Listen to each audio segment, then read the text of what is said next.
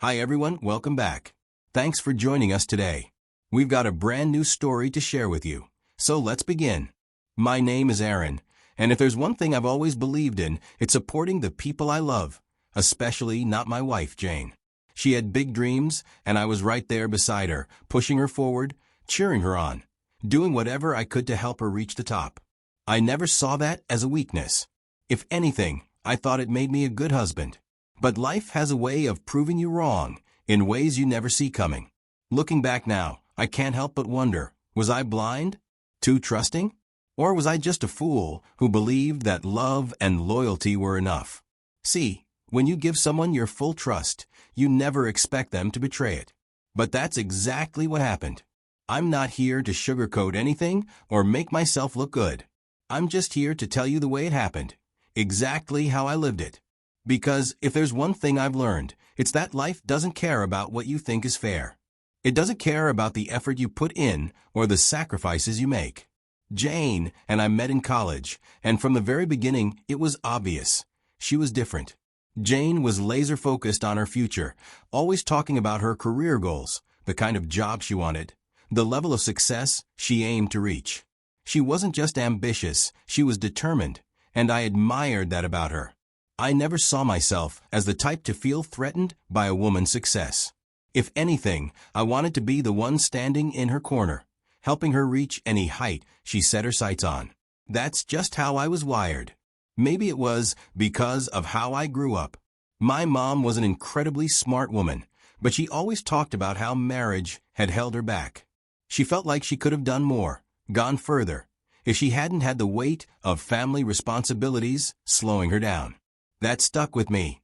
I promised myself that when I got married, I wouldn't be the reason my wife ever felt like she had to choose between me and her dreams.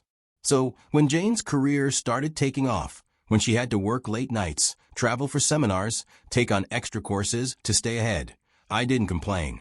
I told myself, this is what I signed up for. I'd come home to an empty house more often than not, eat dinner alone, and sometimes go to bed without her beside me. Yeah, I felt lonely, but I convinced myself it was temporary, a necessary sacrifice. I wasn't one of those insecure men who needed their wife to be home all the time to feel like a man. I took pride in the fact that she was out there making a name for herself. If people called me a simp for that, so be it. I didn't care. She was my wife, and she deserved to be the best. But that was not how the story ends. One weekend afternoon, I was sitting on the couch, scrolling through my phone, probably checking emails, when a notification popped up.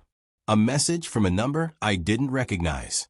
At first, I thought it was one of those spam messages, but when I clicked on it, I froze. It was short, just a few words. Your wife is cheating on you. For a second, I just stared at the screen. Then, just as quickly as I opened it, I deleted it. I didn't even think twice about it. People talk and people lie. I knew that better than anyone. Jane was climbing the ranks in her company. And the higher you go, the more enemies you make. That's just how it works. I figured it was someone at work, probably a jealous coworker, or some guy she turned down, trying to stir up drama. And honestly, I wasn't about to entertain that nonsense. I had no reason to doubt my wife. I shrugged it off, convinced myself it was nothing, and moved on with my day like it never happened. Weeks passed, and I had almost forgotten about that strange message. Life went on as usual. Jane was busy with work, I handled things at home, and we barely had time for long conversations. Then, one evening, my phone buzzed again. It was the same unknown number. My first thought? Not this nonsense again. But when I opened the message, my stomach dropped. This time, it wasn't just words. It was photos. Jane, standing way too close to a man I recognized from the few times I visited her office. He was one of the top executives, someone she worked with closely. In one picture, they were at a restaurant, sitting side by side. In another, they were at what looked like a hotel lobby, Jane's hand resting on his arm. And then there was the one that got to me the most. Her laughing, her eyes locked on his. For a few seconds, I just stared at the screen, my mind racing.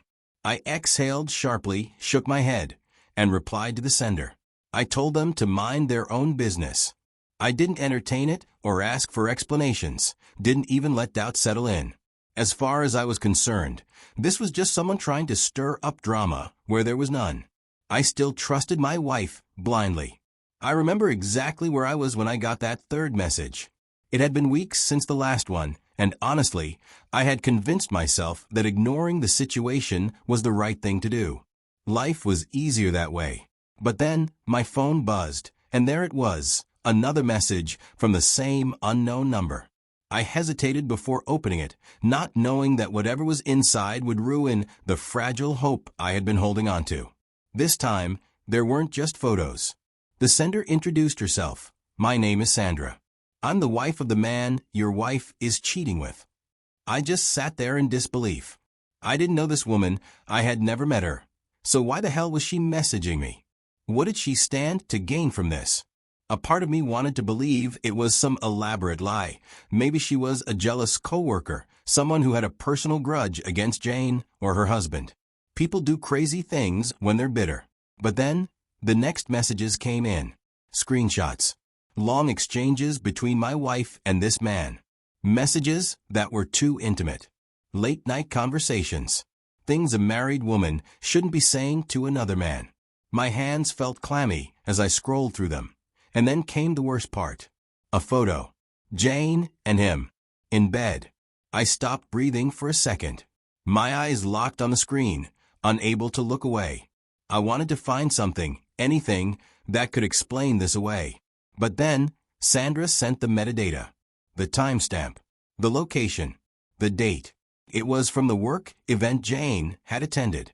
The same event she had told me was just for networking and team building. The event where she had texted me, saying she was exhausted and going to bed early. She hadn't gone to bed alone. I don't know how long I sat there, staring at my phone, my mind completely blank. But then, another thought hit me. Why was Sandra telling me all this? She had all the evidence to end her own marriage if she wanted to. She could have gone straight to her husband, confronted him, filed for divorce. Instead, she was coming to me. I finally typed out a response.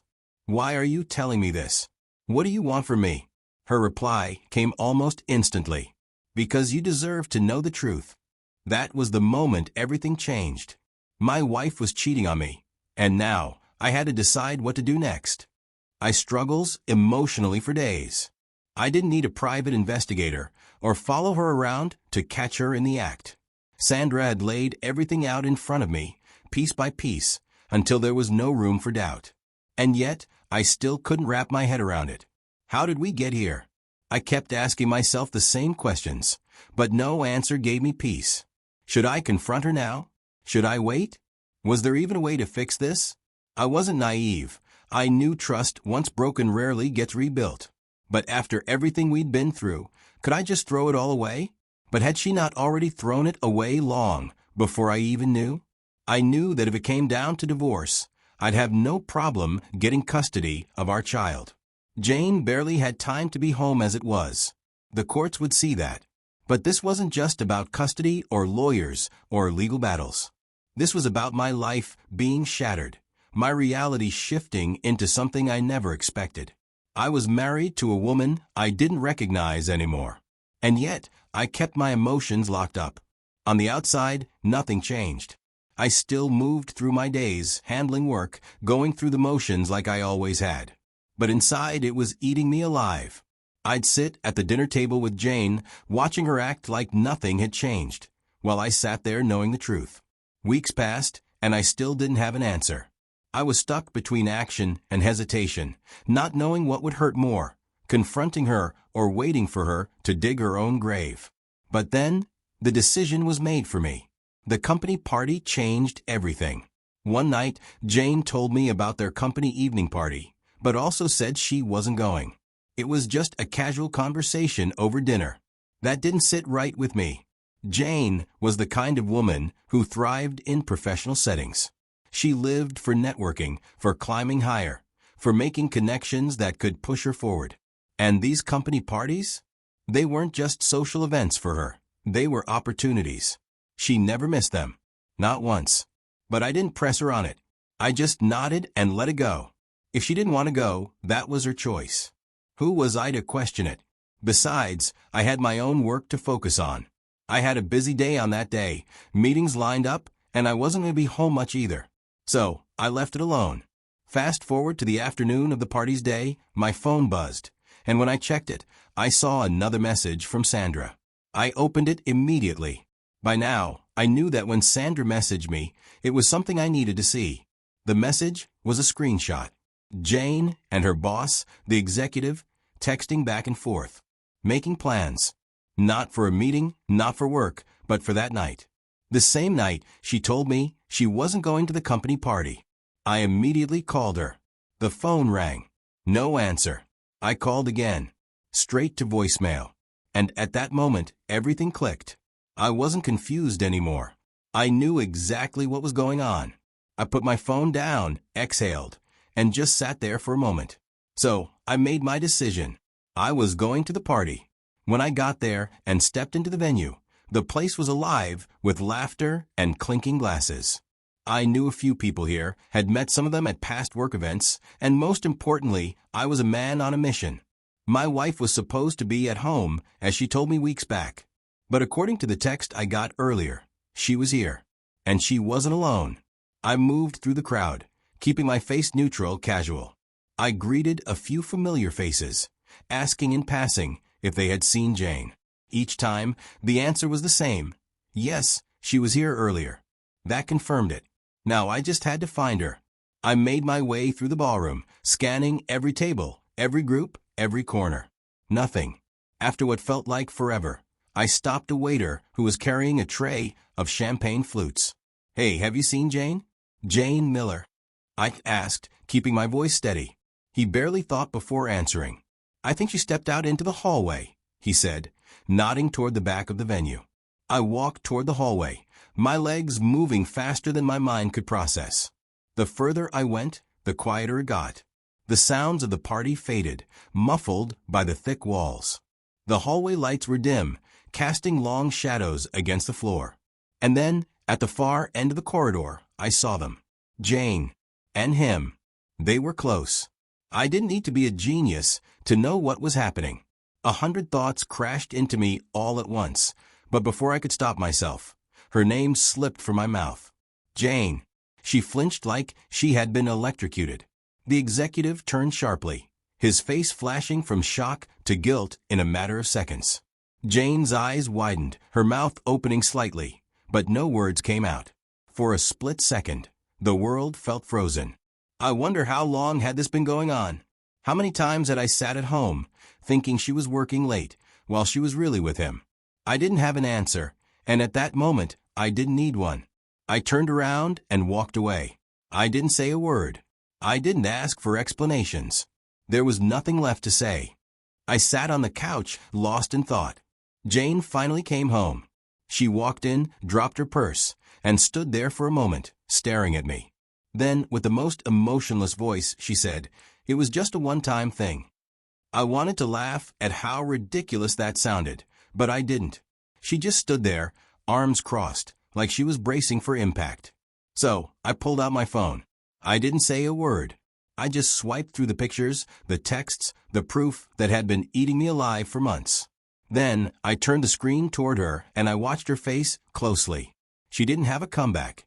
No more excuses. No more fake apologies. Just silence. And in that moment I knew there was nothing left to save.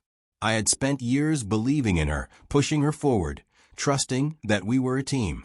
But now all I could think about was how easily she had thrown that away, and how easy I had made it for her. I had built my whole marriage on the idea that support meant sacrifice, that if I truly loved Jane, I had to step back and let her grow, even if that meant being alone more times than not. And maybe that was my biggest mistake, thinking that just because I was willing to put her first, she would do the same for me. But I was wrong. I gave her freedom, and she used it to betray me. And the worst part? She never would have stopped. If I hadn't caught her, if Sandra hadn't sent me those messages, Jane would have kept lying to my face, coming home late, kissing me goodnight with the same mouth. A few days after I walked in on them, I got an update from Sandra. She was filing for divorce. While I was sitting here, trying to process everything, trying to figure out if I should fight for this marriage or let it go, She had already accepted that her husband was beyond saving. And somehow, that made everything clearer for me. It was just a matter of time before I walked away too. One of the biggest lessons I learned was that blind trust can destroy you. People always say that trust is the foundation of a good marriage, but I don't think that's the full truth. Trust without accountability? That's just an invitation to be played for a fool. Looking back, I see how I let my love for Jane turn into something else, something unhealthy. I wasn't just being a supportive husband. I was putting her needs, her goals, her career above my own self-respect. I convinced myself that I was being a good man by giving her the space to grow, by not questioning things, by making excuses for her distance. But supporting your partner should never mean sacrificing your dignity. Love should be a two-way street. The moment you start feeling like you're the only one making sacrifices, that's the moment you need to stop and really think about what's happening.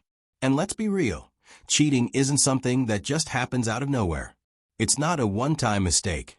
It's a pattern of choices, a series of decisions where someone has the chance to stop but doesn't. Jane didn't trip and fall into an affair. She made a choice to text that man. She made a choice to meet up with him. She made a choice to lie to me, to sneak around, to betray everything we built together. It didn't happen overnight. It happened over time, and I was too blind or too hopeful to see it for what it was. So now I have to ask you, what would you have done if you were in my shoes? If you got that first anonymous message, would you have ignored it like I did? If your wife or husband was coming home late all the time, acting distant, would you have brushed it off?